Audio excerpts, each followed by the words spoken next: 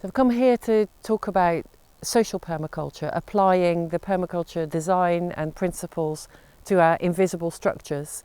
But I'm standing here in front of a beautiful roundhouse as part of the Pentidi project. I just want to mention, in terms of physical structures, that also we can apply permaculture to our buildings and using natural materials and non-toxic materials to create more sustainable dwellings.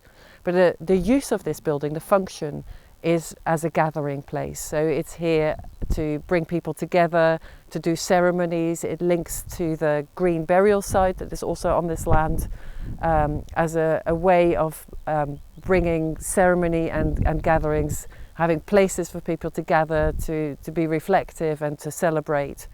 So thinking about some of those social structures that make a good and healthy culture, a regenerative culture.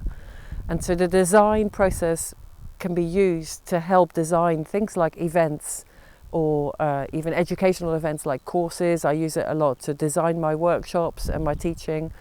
And also for other projects, community gatherings, how to draw in people from all layers of the community, how to be integrated and accessible, to bring in diversity.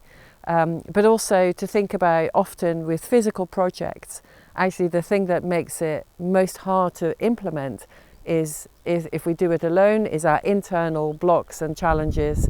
And if we do it as a group, it's the dynamics within a group that tends to be the thing that is most difficult to overcome.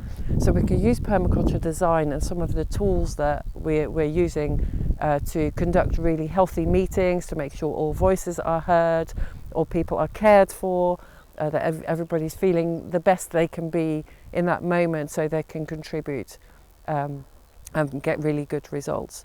So we can think about using permaculture design to use a variety of subjects to design, from individual well-being, whether that's mental or emotional, also physical. So I've used the permaculture design process to actually design my healing pathway when my back gave up and I could hardly walk or stand up, and just thinking about applying all the principles and visioning and surveying to get a variety of helps and different methods to support me to get back into health, which I've done.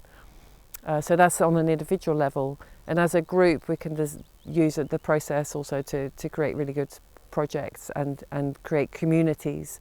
And an example of that is the Extinction Rebellion movement, that is using design process and regenerative culture tools to create really cohesive groups that can be really supportive of each other, so that when actions happen, everyone feels really safe and supported, and they can do the actions in a really good way. So we get a good result. So thinking about good design, so we get the maximum and the optimum effects.